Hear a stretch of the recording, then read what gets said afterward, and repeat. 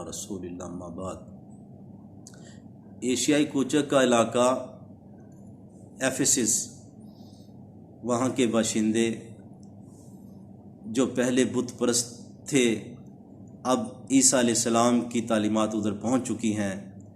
پہلے وہ عیسیٰ علیہ السلام کی تعلیمات کا دشمن تھے، اب بادشاہ بھی ایسا آ گیا جو عیسیٰ علیہ السلام کا پیروکار ہے، نیک ہے، اور قوم نے بھی، رومن امپائر نے بھی عیسائیت کو قبول کر لیا ہے۔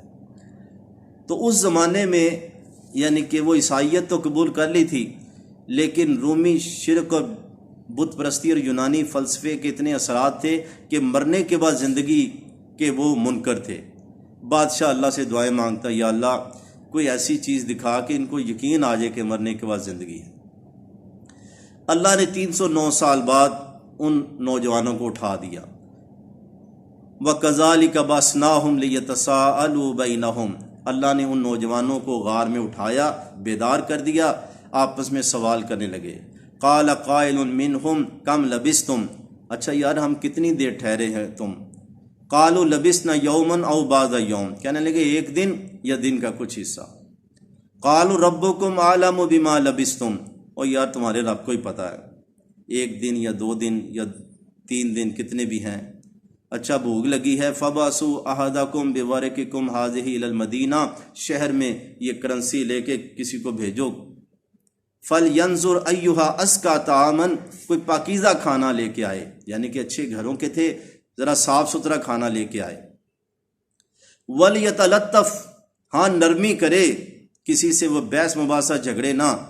وَلَا يُشِرَنَّ بِكُمْ أَحَدًا، تمہیں کوئی پہچان نہ لے، کیونکہ ان کو تو وہی خوف تھا کہ وہ ہم تو بھاگ کے آئے ہیں، پولیس ایجنسیاں پیچھے ہیں، بادشاہ جان کا دشمن ہے، تو تمہیں کوئی پہچان نہ لے کہ یہ وہی غار والے ہیں۔ انہم ان یظہروا علیکم یرجموکم، اگر وہ غالب آ گئے تو تمہیں رجم کر دیں گے، پتھر مار مار کے مار دیں گے۔ او یعیدکم فی ملتہم، یا اپنی ملت، اپنے مذہب میں واپس داخل کر دیں گے، پھر ہم ولن تفلحوا اذا ابدا، پھر ہم کامیاب نہیں ہو سکتے اللہ کی بارگاہ میں۔ یہ ہیں وہ اللہ کے ولی، اٹھے ہیں تو نہیں معلوم کہ 3 صدیاں گزر گئیں، اور بھوک لگی ہے تو کہا یار بحث نہ کرنا قوم کے ساتھ، اور پاکیزہ کھانا لے کے آنا، کیونکہ اگر انہوں نے پہچان لیا تو وہ تو ہمیں سزا دیں گے۔ ذرا ان ولیوں کو دیکھیں، اور ذرا ہندوستان پاکستان میں جو آج لوگوں کا عقیدہ ہے۔ ایک تو ہے کہ ہم ان کو بزرگ کہتے ہیں، چلو بزرگ مان لیتے ہیں، کوئی 1000 سال ہو گیا فوت ہوئے، کوئی 900 سال ہو گئے فوت ہوئے، لیکن عقیدہ یہ ہے کہ جو بھی ادھر آستانے پہ آتا ہے بابا جی کو پتہ ہے، دعا سنتے ہیں، جانتے ہیں کہ دیگ کون سی بڑی لے کے آیا، چھوٹی لے کے آیا، دھمال کس نے ڈالی، میلہ کس نے کرایا، یعنی کہ یہ سب کچھ اسی لیے وہ ادھر روتے بھی ہیں، دعائیں بھی مانگتے ہیں۔ مکمل یہ عقیدہ ہے کہ ان کو سب کچھ پتہ ہے۔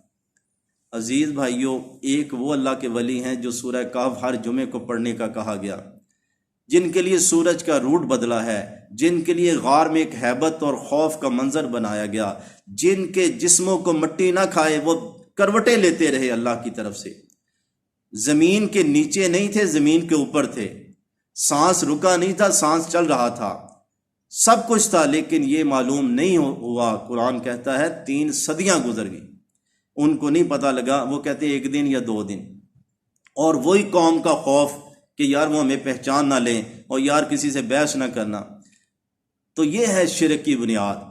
ہر شرک کرنے والا اپنے معبود کے بارے میں، وہ مندر میں گیا ہے یا گردوارے جا رہا ہے یا کسی آستانے پہ ہے، کسی جگہ مڑی پہ ہے، اس کا عقیدہ ہے کہ میں ادھر آیا ہوں، اس کو پتہ ہے، یہ پھر پتہ بھی ہے، پھر ان کے نفع نقصان بھی پہنچا سکتا ہے۔ تو یہ سورہ کہف کا یہ واقعہ بھی ہمیں یعنی قرآن کے ذریعے پتہ لگتا ہے کہ نہیں، یعنی کہ اللہ کا ولی بے شک ہے، لیکن جب بندہ دوسرے جہان میں چلا جائے تو نہیں پتہ لگتا، یہ تو صرف سوئے ہوئے تھے، دوسرے جہان میں بھی نہیں گئے تھے۔ اس کے بعد اللہ تعالیٰ فرماتے ہیں ہم نے ان کو اٹھایا اس لیے ان وعد اللہ حق، کہ لوگ جان لیں کہ اللہ کا وعدہ سچا ہے اور قیامت میں کوئی شک نہیں۔ جو 309 سال بعد سوئے ہوئے کو اللہ اٹھا سکتا ہے، وہ ہزاروں سال بعد بھی قبروں سے زندہ کر سکتا ہے۔ اس کے بعد قوم کو جب پتہ لگا، کیونکہ وہ چیز لینے بازار گیا، انہوں نے کرنسی دیکھی، ہوئے خزانہ ملا، کہا نہیں نہیں میں تو اپنے پاس سے لے کے آیا ہوں۔ اس نے ساتھ والی دکان کو بلایا، اس طرح لوگ اکٹھے ہو گئے، بادشاہ تک بات پہنچی اور سب ادھر غار والوں کے پاس جا کے ملاقات کی۔ پھر اللہ نے ان کو موت دے دی، اور موت جب دی تو پھر ایک نیا مسئلہ کہ پہلے بادشاہ دشمن تھا جان کا، وہ جان بچانے کے لیے ادھر پہنچے تھے، اب دوسرا اتنا عقیدت مند ہے، انہوں نے کیا کیا، فقالوا کہنے لگے ابنوا علیہ بنیانا، یار ان کی قبروں پہ عمارت بناؤ۔ قال الذین غلبوا علی امرہم لنتخذن علیہم مسجدا، یہاں ہم کوئی مسجد بنا دیتے ہیں، مسجد کا معنی سجدہ کرنے والی جگہ۔ تو اس دور میں کلیسا کے مذہبی رہنما وہ اصل میں شرک کے علمبردار بن چکے تھے، بے شک عیسائیت قبول کر لی تھی، لیکن کیتھولک کلیسا میں اولیاء پرستی اور قبر پرستی کا پورا زور تھا، اور یہ تو اللہ کے پیٹنٹ جو پکے اللہ کے ولی تھے۔ تو بادشاہ کا حکم چلا، اور پھر ادھر یعنی کہ وہ بجائے جس توحید کی وجہ سے اللہ نے ان کو عزت دی، اس توحید کو نہیں قبول کیا، بلکہ وہاں ایک عبادت گاہ بنا دی گئی، سجدہ گاہ بنا دی گئی۔ تو اچھا، کئی لوگوں نے کہا دیکھو جی یہ کام ٹھیک ہی ہے، تو انہوں نے کیا۔ اللہ نے تو ایک سٹیٹمنٹ بیان کیا کہ جو غالب آئے انہوں نے ادھر مسجد بنا دی، جبکہ ہمارے نبی صلی اللہ علیہ وسلم نے اس کو سختی سے منع فرمایا۔ فرمایا الا ان من کان قبلکم کانوا یتخذون قبور انبیاءہم، جو تم سے پہلے لوگ تھے اپنے نبیوں کی قبروں کو مساجدہ سجدہ گاہ بنا دیتے تھے۔ فإنی انہاکم ذالک، میں تمہیں منع کرتا ہوں۔ تو اسی لیے قبر کو پختہ کرنے سے یا کسی نیک بندے کی تصویر بنانے سے منع کیا گیا، کیونکہ یہی شرک کی راہ ہے۔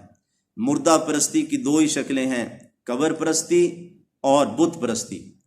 تو اس مردے کا یا تو بت بنا کے پوجا جاتا ہے، یا اس کی قبر پہ انویسٹمنٹ کر کے عبادت کی جاتی ہے۔ اسی لیے رسول اللہ صلی اللہ علیہ وسلم فرماتے ہیں، حضرت جابر فرماتے ہیں نہا رسول اللہ صلی اللہ علیہ وسلم ان یجسس قبورہم، اللہ کے نبی نے قبروں کو پختہ کرنے سے منع کیا، یبنا علیہ، اوپر عمارت اور گنبد بنانے سے منع کیا، او یکتب علیہ، کتبہ لگانے سے منع کیا۔ ہاں کوئی پتھر کی نشانی بندہ رکھ سکتا ہے۔ عثمان بن مظعون رضی اللہ تعالیٰ کی قبر پہ رسول اللہ صلی اللہ علیہ وسلم نے وہ پتھر رکھا تھا۔ باقی یعنی کہ کیونکہ یہی بعد میں آہستہ آہستہ قبریں شرک کا سبب بن جاتی ہے۔ عمر رضی اللہ تعالیٰ کے زمانے میں حضرت دانیال کی قبر ایک نکلی، پورا جسم مبارک صحیح تھا، حضرت عمر کو بتایا گیا تو آپ نے فرمایا بھی 6-7 قبریں کھودو ساری، اور رات کے اندھیرے میں دبا یعنی کہ اوپر مٹی ڈال دو، تاکہ لوگوں کو پتہ نہ لگے، کیونکہ لوگوں کو پتہ لگ گیا تو پھر وہ شرک کی جگہ بن جائے گا۔ اللہ سمجھنے عمل کی توفیق عطا فرمائے۔